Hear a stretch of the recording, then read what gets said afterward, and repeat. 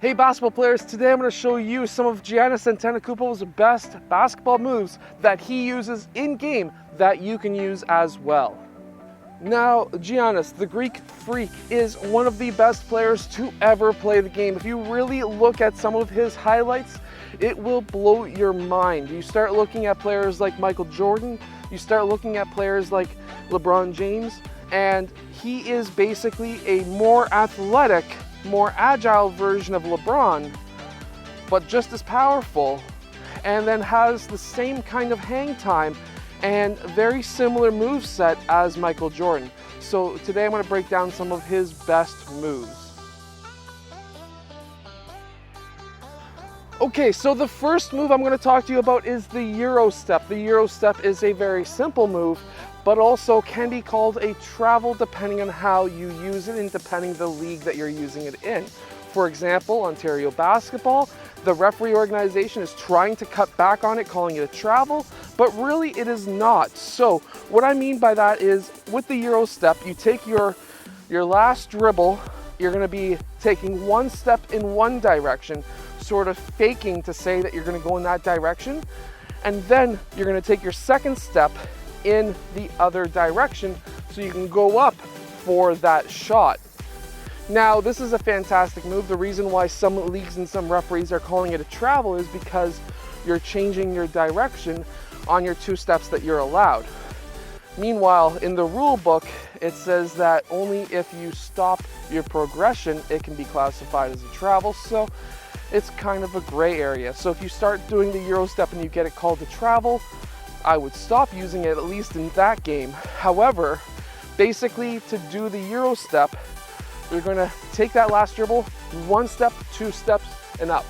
Now, remembering that you're not always going to be on the proper foot for the proper side, so it's always good to be able to understand how to do layups going off the left foot as well as the right foot for the left side, and the same for the right side. So we're going to go in, and when you're doing the Eurostep, you want to bring the ball as high as you can. The reason is because if you keep it low, you're able to get that whacked away from you. And you can see that Giannis, he keeps the ball super high. And that's how you do the Eurostep. You start going in one direction with your first step. Second step, you go in the other direction, and then you finish with a layup or a dunk. Let's see how Giannis does his. The second move I'm going to talk to you about with what Giannis does is the spin move. Now, the spin move is used by many different players. Kobe Bryant is probably one of the best players who you can look at who does the spin move. Giannis is another one. And actual Pascal Siakam from the Raptors is a king at the spin move. But today we're going to be talking about Giannis. And the reason why I'm talking about him doing the spin move today is because he does use it quite a bit. It does help when you're tall and lanky to be able to use this move as well, but all you're doing is you're going to be driving towards a certain area of the court. Today I'm going to show you the middle of the key, and that's where he tends to do a lot of his spin moves. And what he'll do is, what you do is plant that left foot, in this case, the closest foot to your defender, and you pick up the ball. This now allows you to be able to spin and take two steps, because you're allowed to take two steps before you shoot, 2.5 to be precise. So you're going to be dribbling up, planting that inside foot, dribble that ball when you plant that foot. That way you're able to do the spin move and go up for your shot. Now, Giannis Antetokounmpo does not just do the spin move only. If you're going to learn how to do the spin move and you're going to use that in your game, you need to have counter moves that can allow you to be able to score more points. And what I mean by that is, when he does his spin move counter, he'll dribble, do a fake, and then he'll go up again. And notice how I dribbled that second time after I went for that pivot. So I dribble up, I go bang, bang, and then I'm able to go up. However, it's allowing me to do a fake. So you can still dribble it that way when you're doing the spin move, but you can now go the up and under and go up for your shot. And this is a very fantastic and great and easy move to do that can get you a ton of points in your next basketball game. So let's see how it's ran quickly.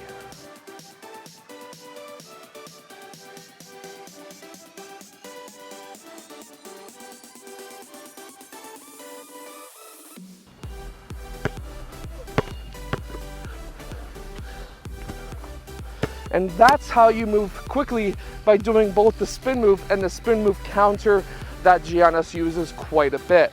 Okay, so this third move that Giannis uses, what I'm going to talk to you about, is the in and out dribble. Now with this dribble, you have to make sure that you're not getting called for the carry. A lot of players will carry the ball when they're doing this move, so it is something that you really need to watch out for. So to do the move properly and to practice it without having any players around you is just by dribbling the ball with your right hand to start. If you're right-handed, left hand to start, whatever it may be. And then from there, what you're going to be doing is the in and out. So what I just did there was keeping my hand on top of the ball and bringing it over towards the left side and back. Now the reason why you want to keep it over top and not underneath, what a lot of players do is they'll go like this. Now that's a carry. If you're in street ball, if you're doing like and one street move mixtape stuff, you can do carries, but in a game you can't. It's a turnover. So what you need to do is with your dribble, you need to go like this and not have your hand go underneath the ball.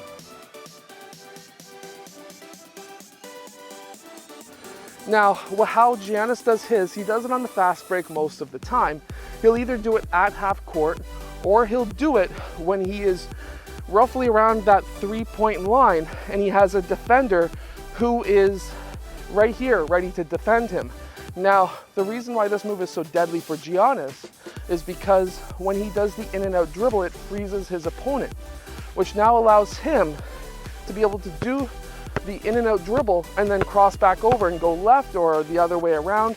So if you're left-handed, again, in and out dribble is just like this. And then to do the in and out cross, like Giannis does it, is you'll be dribbling up, in and out dribble, and then back and cross over. So basically, in quick speed, it's going to look like this. You're going to be dribbling up towards your defender at full speed, in and out, fake that way, and then go left. It's a little bit of a complex move, so if you haven't done it before, make sure to practice it on an empty court like I am here today before you get to the game. Now let's check out how Giannis does it in a clip. Okay, so if you're a really good shooter, I'm not talking about having to be one of like the top premier shooters. I'm talking about a good shooter who is a consistent three-point threat. What you can do is something that Giannis does quite often actually, and many players in the NBA do this. Pretty much every player can do this. It's very simple. You receive that pass.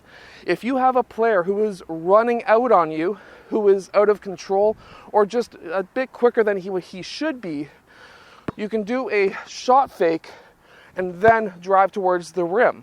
Now, the great thing about this is the player is going to think that you're shooting. That's the reason why he's sprinting out on you. But the other thing is you can do something where Michael Jordan does like the one hand. I don't have enough grip, I don't have enough sweat right now to do that, but the one hand and in back, you can. But how Giannis does it is he goes straight up with his shot. He goes up on his toes, and then he starts driving. Now, that's very effective, but when you go up on your toes like Giannis does, you have to make sure that you're not leaving your toes, for one. But also, when you're doing that fake, make sure that before you start driving, that defender is actually starting to go by you or jumping. That way you can actually free up some space, because there's nothing worse than doing a shot fake and dribbling right into the guy who is basically coming out to guard you. The other thing is when you're doing your shot fake, a lot of players will do a shot fake like this. That's not confusing anyone, that's not scaring anybody. When you do your shot fake, you have to make sure that it goes above your head and then start driving.